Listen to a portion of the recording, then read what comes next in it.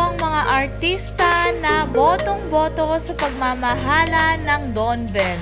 Isa na si Vice Ganda dahil una pa lang nagbigay na ng suporta sa dalawa, lalo na nung Lenny and Kiko ere talagang pinakilala ni Donnie face to face si Belle. At nandyan pa ang kanyang mami. Pangalawa naman ay si Jello Marquez dahil una pa lang talagang may alam na to sa dalawa, lalo na nung lagi silang nagla-live. At kasama din nila minsan na pumupunta sa church. At kasama din ang whole cast ng Listen to Her na bet ang love team ng dalawa dahil tuwing press con or live na lang, pag napag-uusapan ng Donbell, iba ang kanilang kilig. At wag natin din kakalimutan si Robby Domingo na laging may paiyuda sa mga bubblies.